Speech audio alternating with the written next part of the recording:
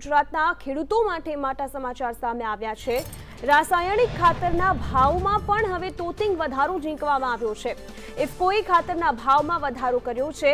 એનપીકેના ભાવમાં રૂપિયા 255 થી રૂપિયા 265નો વધારો નોંધાયો છે। એનપીકેના ભાવ રૂપિયા 1440 થી 1450 પહોંચી ચૂક્યા છે।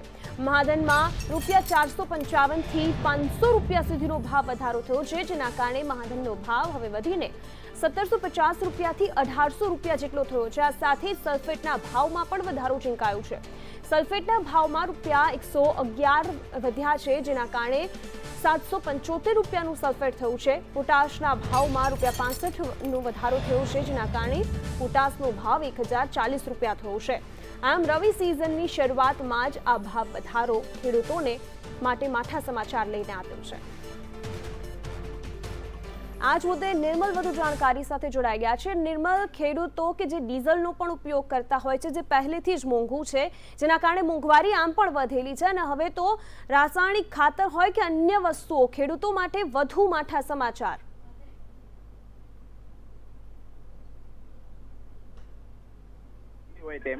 ઇફકોએ ખાતરના ભાવમાં વધારો કર્યો છે।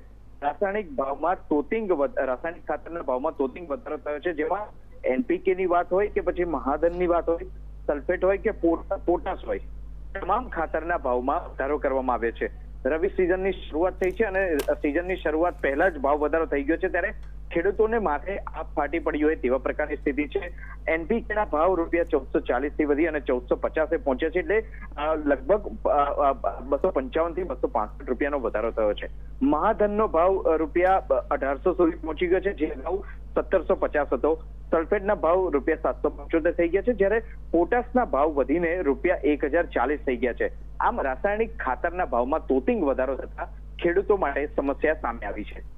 નિર્મલ, જે રીતે એક બાજુ પેટ્રોલ ડીઝલના ભાવ વધ્યા છે, તેના જ કારણે મોંઘવારી વધી છે, બીજી બાજુ ખેડૂતો કે જે તમામ વસ્તુઓ ઉગાડી રહ્યા છે, ધાન હોય, શાકભાજી હોય, તમામ વસ્તુઓ, પરંતુ ખેડૂતોને એ વાવણી જ મોંઘી પડી રહી છે, એટલે સ્વાભાવિક છે કે એ તમામ વસ્તુઓ જ્યારે બજારમાં આવશે ત્યારે પણ તે મોંઘી જશે અને તેની અસર સીધી સામાન્ય જનતાને પણ થશે। બિલકુલ સ્વાભાવિક છે કે ડીઝલનો ઉપયોગ ખેડૂતો દ્વારા કરવામાં આવતો હોય છે। એ ડીઝલના ભાવમાં જ વધારો થયો છે, સાથે જ તમે રાસાયણિક ખાતરના ભાવમાં અત્યારે વધારો થયો છે, સાથે બિયારણ હોય કે પછી અન્ય ખેત પેદાશોની જરૂરિયાત પૂરી પાડતી જે વસ્તુઓ હોય તે તમામ વસ્તુઓના ભાવમાં પણ સતત વધારો થઈ રહ્યો છે। એટલે આવા સંજોગોમાં ખેડૂતો માટે અનેક ઘણી સમસ્યાઓ ઉભી થઈ રહી છે, અને તેવામાં જ્યારે રાસાયણિક ખાતરના ભાવમાં વધારો થયો છે, ત્યારે ખેડૂતો માટે જાય તો જાય કહા જેવી સ્થિતિ ઉપસ્થિત થઈ છે। નિર્મલ, જે રીતે આપણે સૌ કોઈ જાણીએ છીએ કે છેલ્લા વર્ષમાં જે રીતે પહેલા વાવાઝોડું આવ્યું અને ત્યારબાદ અતિવૃષ્ટિ અનેક વિસ્તારોમાં થઈ હતી, જેના કારણે ખેડૂતો પાયમાલ જેવી પરિસ્થિતિમાં આવી પહોંચ્યા હતા। તેવી પરિસ્થિતિમાં હવે રવિ પાકની સિઝન આવી છે, તો પહેલાથી જ ખાતરના ભાવ વધી ગયા છે, જ્યારે રવિ સિઝનમાં તો એવું કહેવાતું હોય છે કે તમામ શાકભાજી અને તમામ વસ્તુઓ સસ્તી મળતી હોય છે, પરંતુ હવે એ આશા પણ ઠગારી નીવડશે। વરસાદને કારણે પણ અનેક ઘણી સમસ્યાઓ ઉભી થઈ છે। એક તરફ વરસાદની મોસમ દરમિયાન શરૂઆતના સમયમાં વરસાદ ખેંચાયો હતો, અને જ્યારે વરસાદ વરસવાની શરૂઆત થઈ ત્યારે એ વરસાદનું પ્રમાણ અતિ બની ગયું, એટલે અગાઉ પણ વરસાદની સિઝન દરમિયાન શરૂઆતના સમયમાં પણ ખેડૂતોને નુકસાનનો સામનો કરવો પડ્યો, અને હવે જ્યારે અતિવૃષ્ટિ થઈ છે ત્યારે પણ ખેડૂતોને નુકસાનનો સામનો કરવો પડ્યો। આમ ચોમાસાની સિઝન દરમિયાન તો ખેડૂતોને તકલીફ પડી જ છે વરસાદને કારણે, પરંતુ ત્યારબાદ હવે જે કૃત્રિમ રીતે ભાવ વધી રહ્યા છે, કૃત્રિમ પેદાશોના જે ભાવ વધી રહ્યા છે, તેના કારણે ખેડૂતો અત્યારે એ સ્થિતિમાં છે કે આખરે તેમણે કરવું તો શું કરવું।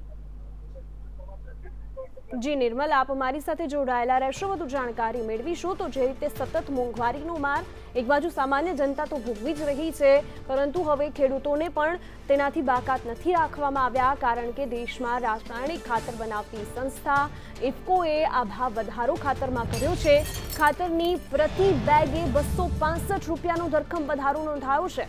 આ અગાઉ પણ ભાવ વધારો નોંધાયો હતો, ત્યારે ફરી એક વખત ભાવ વધારો નોંધાતા હવે ખાતરના જે ભાવ છે તે 1440 થી 1500 સુધી પહોંચી ગયા છે, અને આ જ રીતે સતત ભાવ વધારો મોંઘવારીને જન્મ આપે છે, કારણ કે આપણે સૌ કોઈ જાણીએ છીએ કે સતત પેટ્રોલ ડીઝલના ભાવ વધ્યા છે, જેના કારણે રાજ્યના અનેક એવા જિલ્લાઓ અનેક એવા શહેરો છે કે જ્યાં પેટ્રોલ અને ડીઝલ 102, 103 રૂપિયે પહોંચી ગયા છે. ઇફકો કંપનીના તરફથી આજે જે એરિયા મેનેજર તરફથી મંત્રીઓને જણાવવામાં આવ્યું છે કે ઇફકોના એનપીકે 12-32 અને 10-26માં 265 રૂપિયા 50 કિલોની બેગના ભાવ વધારો ઝીકવામાં આવ્યો છે. આ વધારાને કારણે સમગ્ર ખેડૂતોમાં ભારે નાખુશી છે. આટલો મોટો વધારાને કારણે ખાસ કરીને ખેતી ખર્ચ વધી જશે. ઇફકો કંપની તરફથી જે વધારો કરવામાં આવ્યો છે એનું મુખ્ય કારણ જે રીતે પેટ્રોલિયમ પદાર્થોના ભાવ વધી રહ્યા છે અને સામાન્ય રીતે ફોસ્ફરસ અને પોટાશ તમામ ઇમ્પોર્ટ થતા હોય એને કારણે જે રીતે ક્રૂડ ઓઇલના ભાવ વધી રહ્યા છે એને કારણે મોટો વધારો છે અને આને કારણે ખેતી ખર્ચ વધી જવાનો છે. અને આવનાર દિવસમાં ખાસ કરીને દક્ષિણ ગુજરાતમાં શેરડીનું રોપાણ શરૂ થઈ ગયું છે અને એમાં મહત્તમ એનપીએ ખાતરનો વપરાશ થતો હોય છે. એને કારણે ખેતી ખર્ચ વધવાનું છે. એટલે અમારી તો ખાસ સરકારશ્રીને વિનંતી છે કે જે રીતે ફર્ટિલાઇઝર ખાતરોમાં જે સબસિડી આપવામાં આવી રહી છે સબસિડી વધારવી જોઈએ અને આ વધારો તાત્કાલિક પાછો ખેંચાવવો જોઈએ. તો એક બાજુ ખાતરના ભાવમાં વધારો ઝીંકવામાં આવ્યો છે તેને પરત લેવા માટે માંગ કરવામાં આવી રહી છે અને એનપીકેના ભાવ 1440 થી 1450 પહોંચી ગયા છે. આ ભાવ પરત લેવામાં આવે તેવી માંગ ઉઠી છે.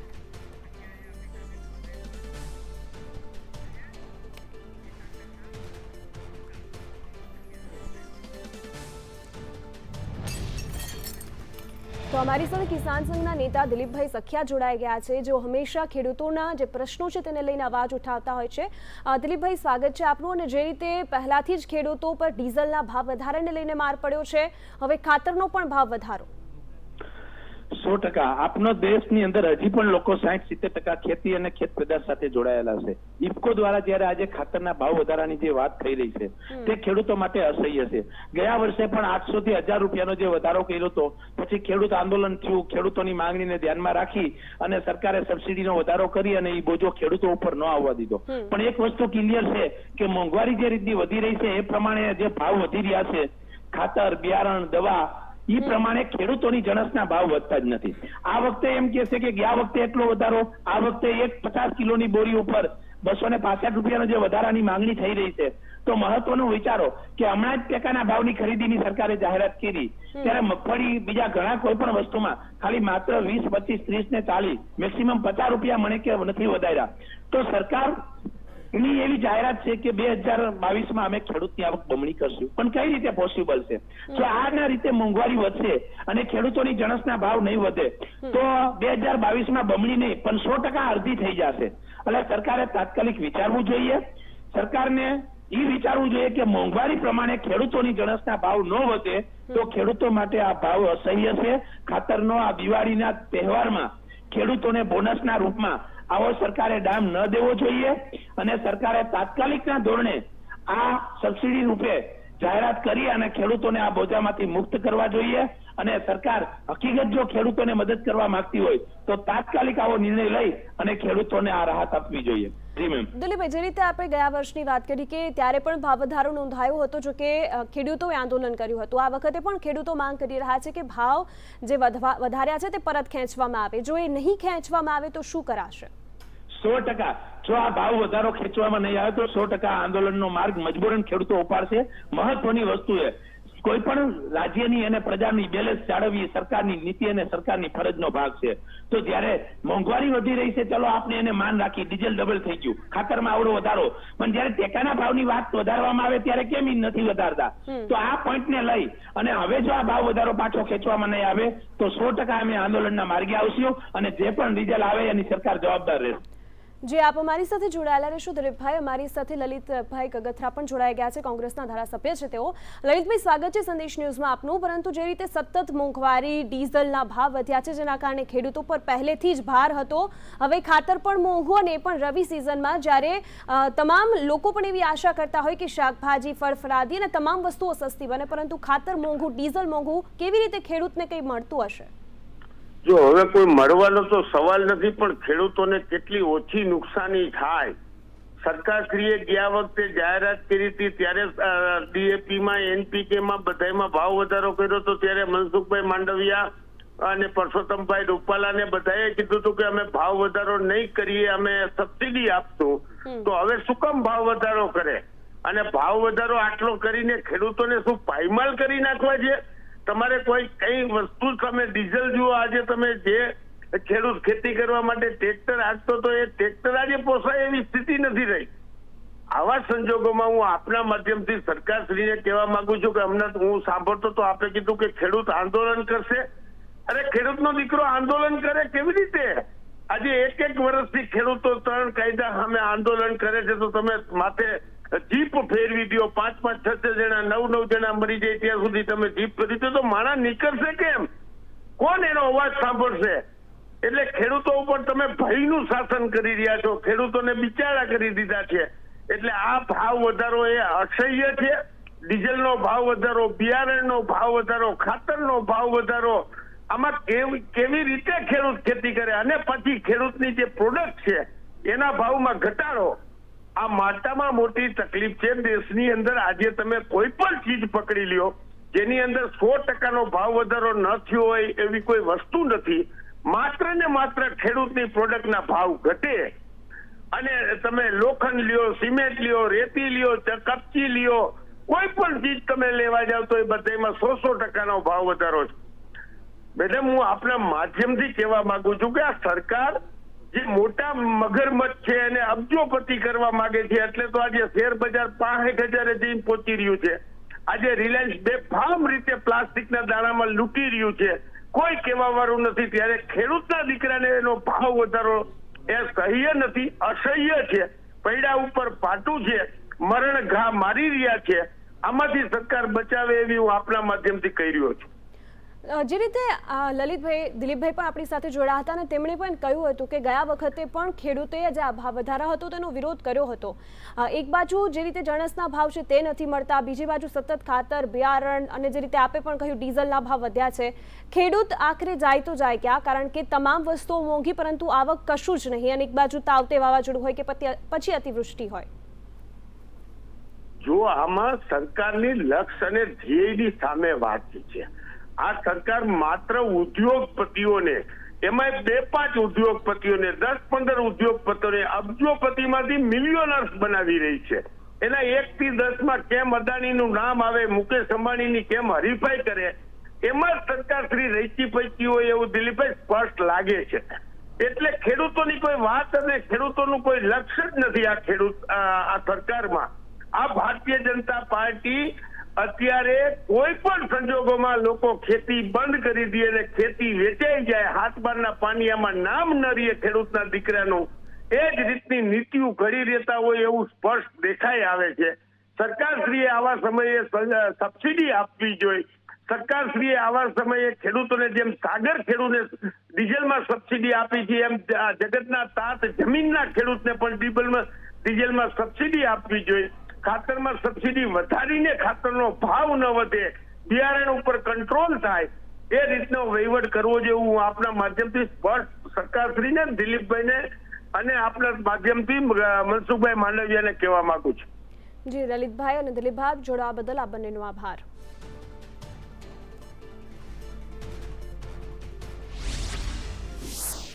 માન્ય વડાપ્રધાન નરેન્દ્રભાઈ મોદીએ દેશમાં એક નવું સહકારી મંત્રાલય ઊભું કર્યું અને માન્ય નરેન્દ્રભાઈ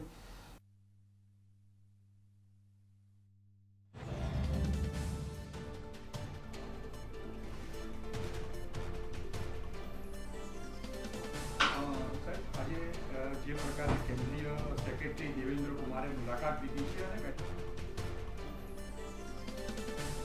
વડાપ્રધાન નરેન્દ્રભાઈ મોદીએ દેશમાં એક નવું સહકારી મંત્રાલય ઊભું કર્યું અને માન્ય નરેન્દ્રભાઈ એ આ જવાબદારી અમિતભાઈ શાહને સોંપી, મંત્રીના આ કાર્યક્ષેત્રના કારભાર સંભાળવાની.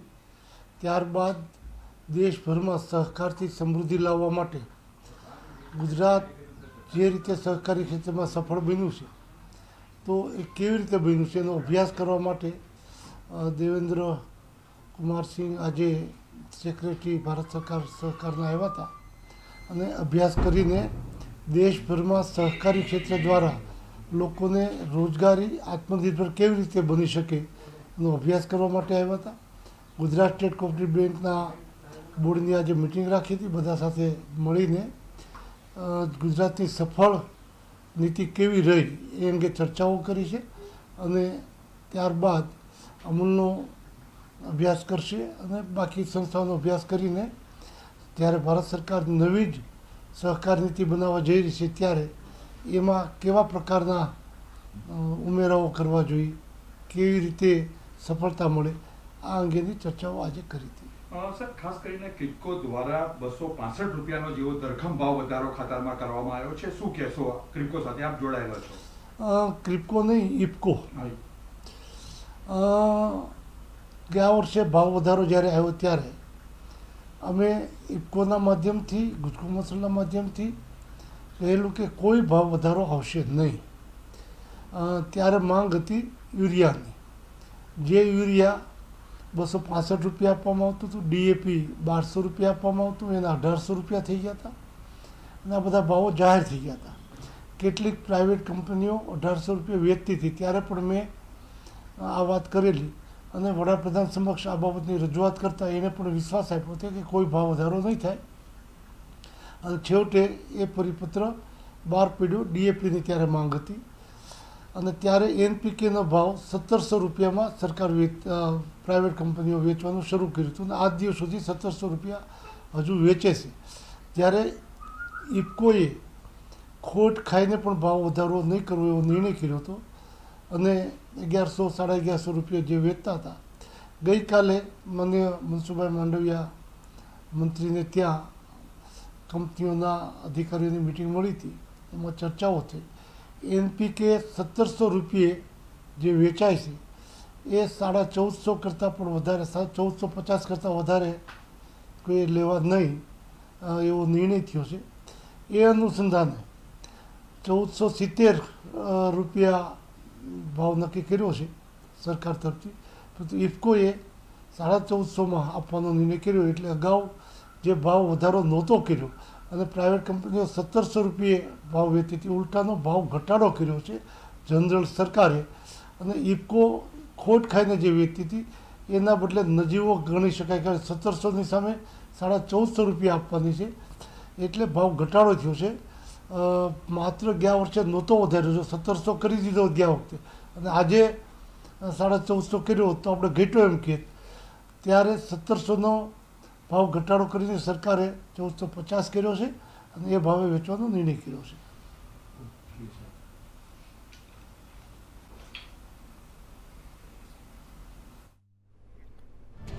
જે રીતે એક બાજુ ખેડૂતો માટે માઠા સમાચાર કે ખાતરના ભાવમાં જે રીતે સતત વધારો થયો છે, 265 રૂપિયાનો વધારો કરવામાં આવ્યો છે અને જે રીતે મહાજન ખાતામાં પણ ભાવ વધારો નોંધાયો છે. 455થી 500નો ભાવ વધારો થયો છે. આમ ખેડૂતો માટે આ ખૂબ જ ખરાબ સમાચાર.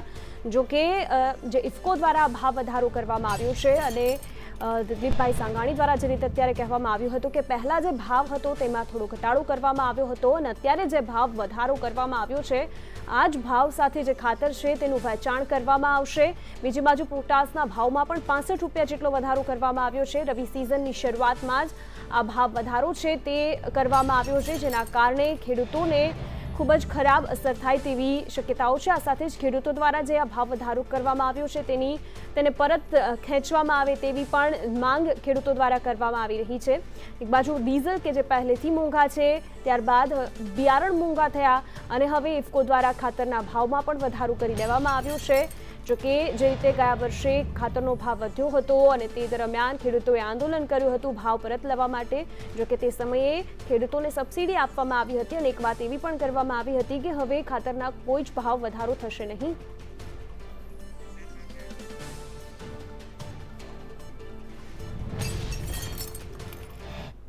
સમાચારમાં આગળ વધીશું, રોકાઈશું એક બ્રેક માટે.